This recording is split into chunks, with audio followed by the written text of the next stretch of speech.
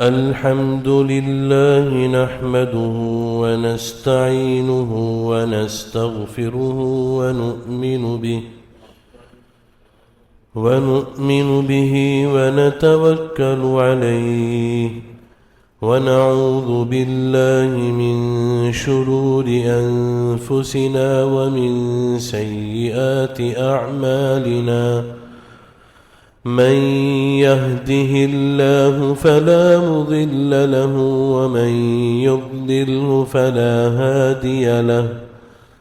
ونشهد أن لا إله إلا الله وحده لا شريك له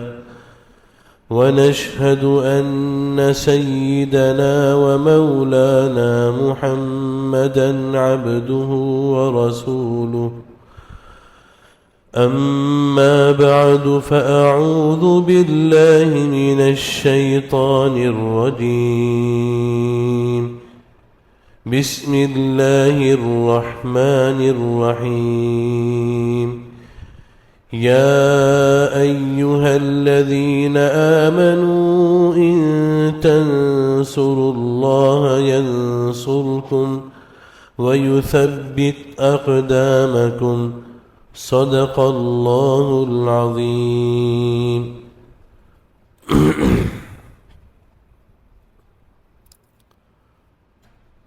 خودی کو کر کے بلند اتنا کہ ہر تقدیر سے پہلے، خودی کو کر کے بلند اتنا کہ ہر تقدیر سے پہلے خدا بندے سے خود پوچھے بتا تیری رضا کیا ہے. میرے محترم بزرگوں، دوستوں، عزیزوں اور معزز سامعین کرام، اللہ تبارک و تعالی نے اس دنیا کے اندر بسنے والے انسانوں کے لیے آخری نبی محمد الرسول اللہ صلی اللہ علیہ وسلم پر قرآن کریم کو نازل فرما کر اور حضور اقدس صلی اللہ علیہ وسلم کی زبان مقدس سے نکلے ہوئے کلمات یعنی احادیث نبویہ کی شکل میں اپنے احکام کو عطا فرما کر اس امت پر بہت بڑا انعام فرمایا، اور اس امت کو وہ مقام عطا فرمایا جو اس کائنات کے اندر کسی امت کا مقام نہیں ہے. جو فضیلت اس امت کو حاصل ہے کسی امت کو حاصل نہیں ہے. یہ اللہ تبارک و تعالی کا بے شمار قیمتی انعام ہے. اور اس قرآن کریم کے بارے میں اور احادیث نبویہ صلی اللہ علیہ وسلم کے بارے میں ایک ایمان والے کا عقیدہ یہ ہونا بے حد ضروری ہے، جس کے بغیر چارہ کار نہیں ہے کہ اللہ نے اپنے حق ہونے کے اعتبار سے اپنے تمام رسولوں کو حق بنایا ہے، اور اللہ کے تمام رسولوں میں سب سے آخری نبی اللہ کے حبیب محمد الرسول اللہ صلی اللہ تعالی علیہ وسلم بھی اللہ تبارک و تعالی کے بے حد مقرب اور اللہ تبارک و تعالی کے بے حد محبوب رسول ہے. اور اللہ کے رسول صلی اللہ علیہ وسلم پر نازل کردہ یہ قرآن کریم جو اللہ کا کلام ہے، اس کا ایک ایک حرف، ایک ایک لفظ اور ایک ایک مضمون اس طرح سچا اور صادق ہے، اگر ساری کائنات کے عقل مند اپنے دلائل سے اس کی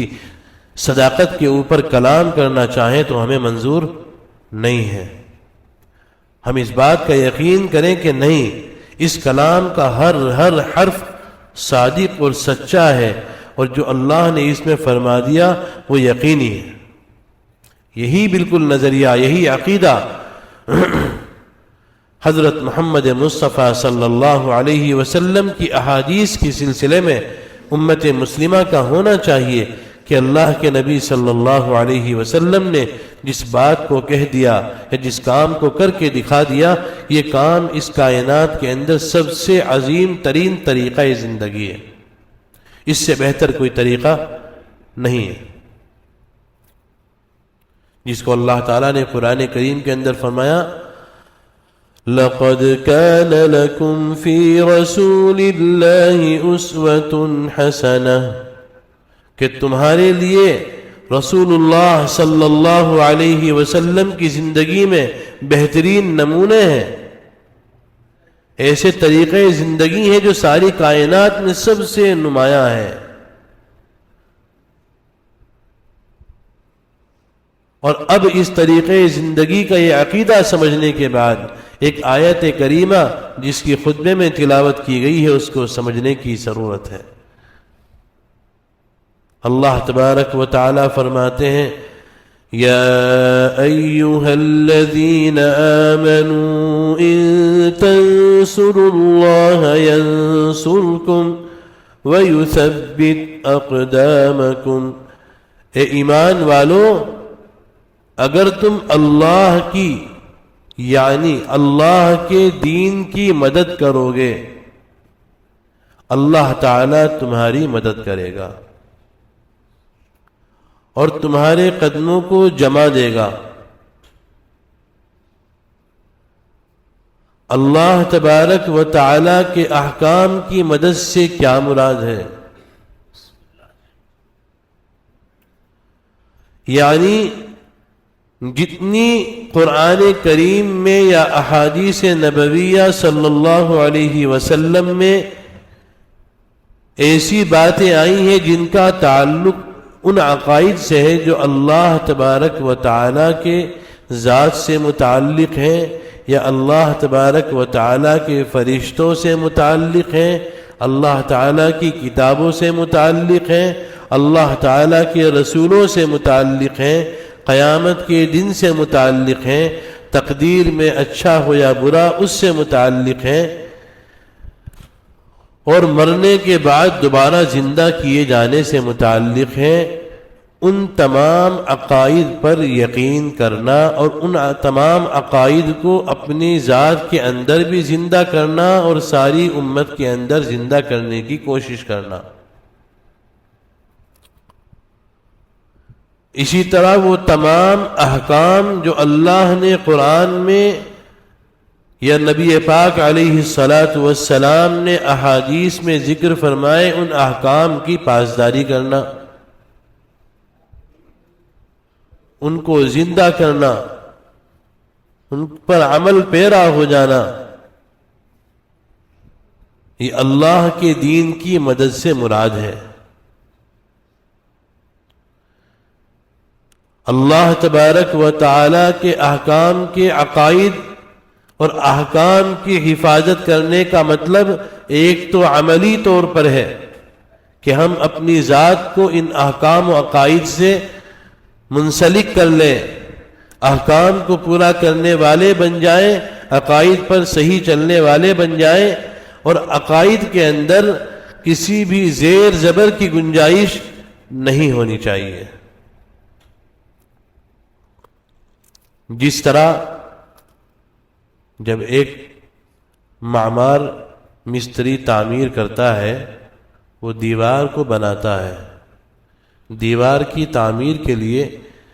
جب وہ شروعات کرتا ہے تو ایک دھاگے کا استعمال کیا جاتا ہے جس کے ذریعے سے دیوار کی سیدھ کو ناپا جاتا ہے، اس کا توازن کیا جاتا ہے، دیوار اس طرح بھی سیدھی ہے یا نہیں اور اس طرح بھی سیدھی ہے یا نہیں، کیونکہ جتنا بھی ہلکا سا رخ اس کا ٹیڑھا ہو جائے گا کسی بھی طرف کو، پوری دیوار ٹیڑھی جائے گی، پوری دیوار، اور نتیجہ یہ ہوگا کہ وہ دیوار اپنے مقصد سے ہٹ جائے گی، حالانکہ ذرا سی ہوئی۔ اسی طرح عقائد کے اندر جب انسان ذرا سا ہلتا ہے تو وہ جب اس پر اپنی زندگی کو کھڑی کرتا ہے تو وہ ٹیڑھی ہوتی چلی جاتی ہے۔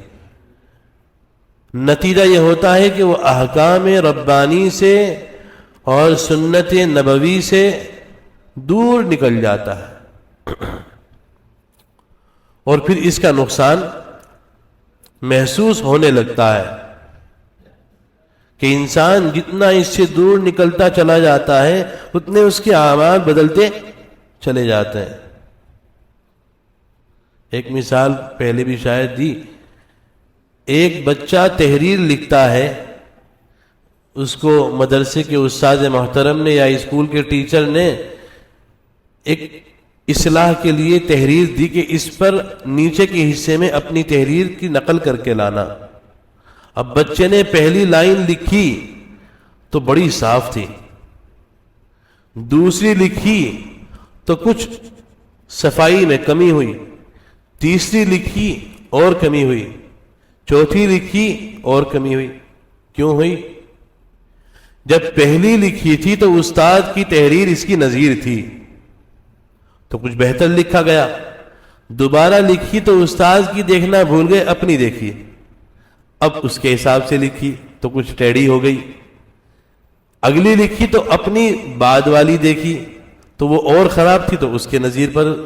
اس کو لکھا تو وہ اور خراب لکھی گئی۔ ایسے ہی ہم جس طریقے پر بھی اپنی نگاہوں سے دین کو ہلکے سے ہلکا دیکھیں گے ویسے ہی ہماری زندگی چلے گی۔ امام غزالی رحمت اللہ علیہ سے ان کے بیٹے بات کر رہے تھے تو امام صاحب نے پوچھا، بیٹا آپ کیسے بننا چاہتے ہو؟ کہا کہ ابا آپ جیسا بننا چاہتا ہوں۔ تو فرمایا نہیں بن پاؤ گے۔ پوچھا ابا کیوں؟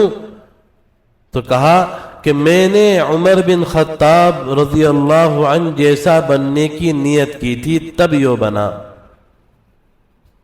اب تم یہ سوچو گے تو پتہ نہیں کہاں جا کے رکو گے۔ تو ہماری کوشش جتنی اعلیٰ سے اعلیٰ ہوگی تب جا کے ہم کہیں رکیں گے، لیکن ہم تو اپنے آپ کو ہی دیکھ کے چل رہے ہیں کہ مجھے جیسا میں ہوں ماشاءاللہ میں تو بہت بہتر چل رہا ہوں، میری زندگی بڑی نمایاں ہے، اور میں تو نماز پڑھ لیتا ہوں، اللہ اکبر، میں تو کبھی کبھی ٹوپی اوڑھ لیتا ہوں، اور ہر جمعے کو کرتا پجامہ تو مجھے پہننا ہے۔ اب یہی میرا معیار زندگی ہے۔ جب میرا معیار زندگی یہ ہوگا تو اب جو آیت کریمہ پڑھی گئی کہ اللہ کے دین کی مدد کرو، آیا ہم اس میں شامل ہو رہے ہیں یا نہیں ہو رہے ہیں؟ تو نتیجہ یہ ہے کہ اس میں شامل وہ لوگ ہوں گے جو دین کو تقوی کے معیار سے ناپیں گے، جو نفس کو مار کر تقوی کو اختیار کریں گے اور اس پر چلیں گے جس پر اللہ تبارک و تعالی نے اپنے حبیب پاک جناب رسول اللہ صلی اللہ تعالی علیہ وآلہ وسلم کو اور آپ کے صحابہ کرام رضی اللہ تعالی عنہم اجمعین کو چلایا تھا۔ جب اس پر انسان چلے گا تو پھر اللہ تبارک و تعالیٰ کے یہاں اس معیار پر اتریں گے جس معیار پر اللہ نے یہ کہا ہے کہ تم دین کے مددگار ہو جاؤ گے، دین کے مددگار ہو جاؤ گے۔ اگر دین کے مددگار ہو جائیں گے پھر اس کے بعد اللہ تبارک و تعالیٰ کا وعدہ ہے ینصرکم، تم اللہ کی مدد کر رہے ہو، اب اللہ تعالیٰ تمہاری مدد کرے گا۔